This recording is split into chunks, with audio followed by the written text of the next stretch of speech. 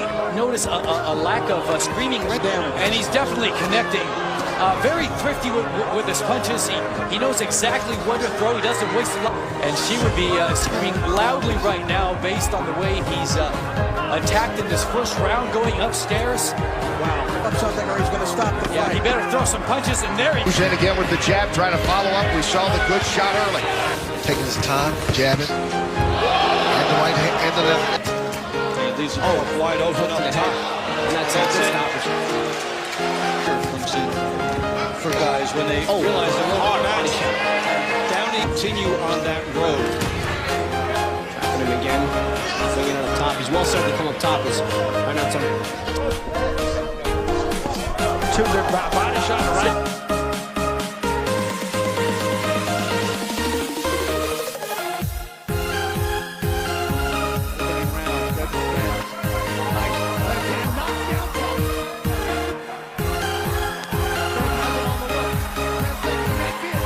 Left hand to the body.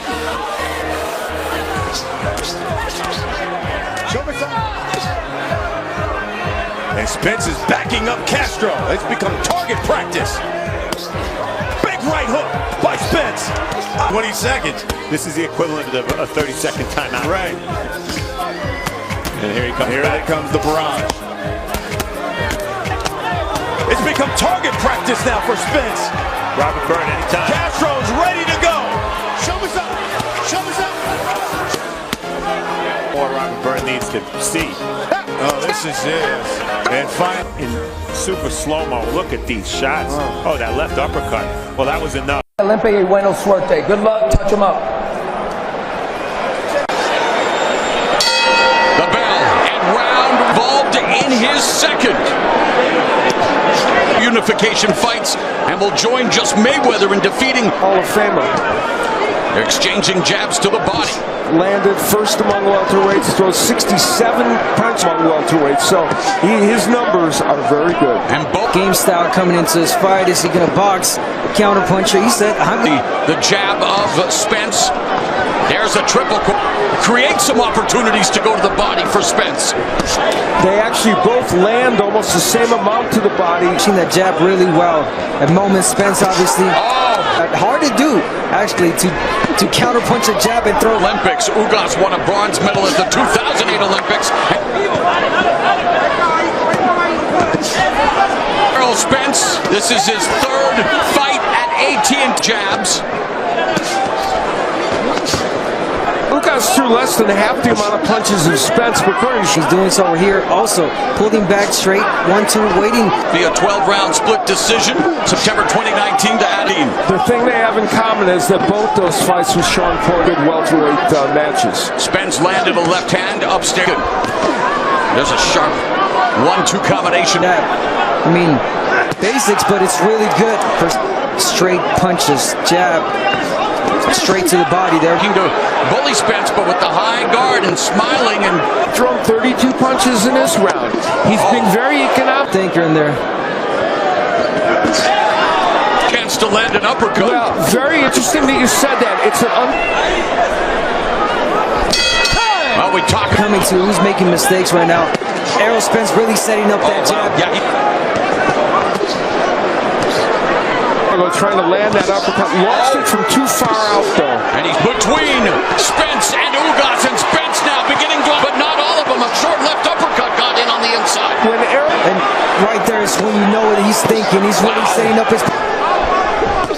Again, Spence leading with. Left hand lands, another left, and another left. For this fight, and he hopes that pays dividends for him. Right hand. He's going to read it. He's going to wait for you to throw it. Countered too much. And there's that right hook. Throws a thunderous right hand, and another right hand. Proven to be a thriller as Ugas and Spence.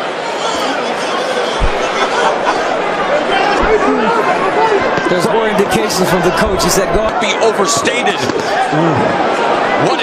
What they had to over.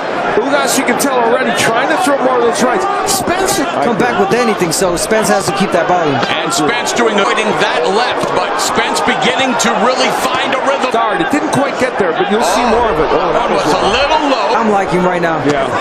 And Spence high work rate inside the distance for Ugas, 12 of his 27 wins. They said as they got close to this fight, he said, we got everything done. Facility the Star in Frisco, Texas against Carlos Ocampo. And the head. Right there. There he goes. There he goes. When we saw it live, far low, wanted to throw, well, no, you know what, not that far low. And now, of course, coming back from the you thought that Spence was going to be an even better version of himself. You can see it in his physical body. He is prepared. Yes. Left uppercut, right hook, and again, Gus absorbing these shots. Oh, and there's a right. You're going to applaud. And those were three good punches. And they were, wow. That may not be the best answer for him. Well, this is the best ref left in the fifth. You know, Ugas is fighting despite the fact that, yes, combination. It's not, but if you're going to choose for that fight. There's a right hand, the left hook combination by Ugas. Spence digs to the body, back and does so to the body. Fantastic fifth. This, I think, is a nice uppercut. We talked about the Ugas uppercut weapon for him. He has a great right hook. He is now at a pivotal point. He has got a loss to Sean Porter mixed in there. This is not his fight. I know he said, I am going to stand in front of you. Well, he's cutting the distance. He's getting too close. He's too close. This fighter, he's been here before. You got to know how to change the game plan. Standing right in front of each other. That right hand hurt Spence. Wow. A momentary lapse in judgment could very well have saved him, allowing Errol Spence an opportunity. Well, you're supposed to win. Drama from Yordenis Ugas, and really the first time we... The thing is, he almost looked not focused when he got hit with that right hand, but this was knocked out, and then there was this quick paralysis. Now Spence trying to come back into the round here.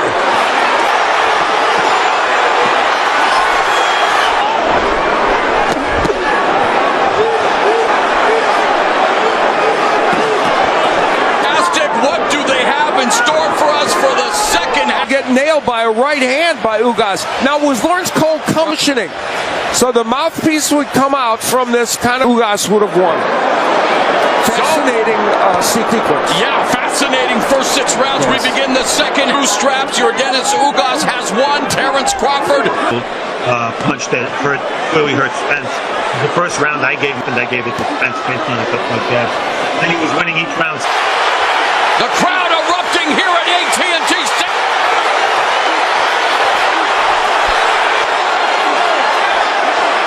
In his career, his face beginning to... Way to come back in this round for Errol Spence, really. Spence able to close the distance, and now Ugas staggers him momentarily. You don't want in front of Ugas right now and bringing the fight to the... A nice bounce back round for Errol. Ugas did come back with a thing, and from that moment on, the round belonged to Errol. In between rounds, Dr. Kelly Frazier checked on Ugas. Ugas landing the left uppercut right to the body. And as good of a guard that Ugas has, those uppercuts, because he's dormant offensively. Meanwhile, they've combined, knocking down. Ugas left hand over the right hook. The variety of punches and the variety. And Errol Spence Jr., this kind of crowd in a venue this size, he is putting on.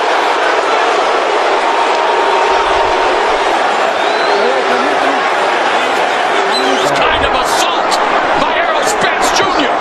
Uppercut. This round, and it's over 45. It is all one-way traffic. He's slowing his legs, Abner. He's on the inside. We said Errol Spence landing toward, strafing him with strikes. Even though if that's the major factor, it's just Spence has been so good, so effectively, and especially in that eye. Look at the punch, trying desperately to fend off. Blink. decision. He's been in close fights. Tween. Final minute of the ninth, and back comes. And gaps for him to land. As Reason he's been a staple on the pout in the closing seconds of the ninth.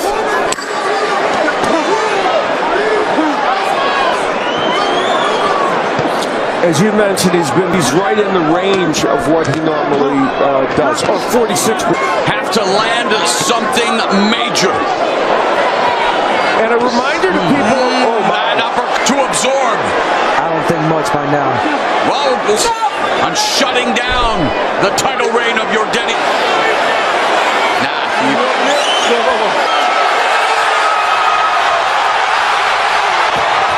Just not only close the eyes. Spence did, which was fairly remarkable, landing 40%.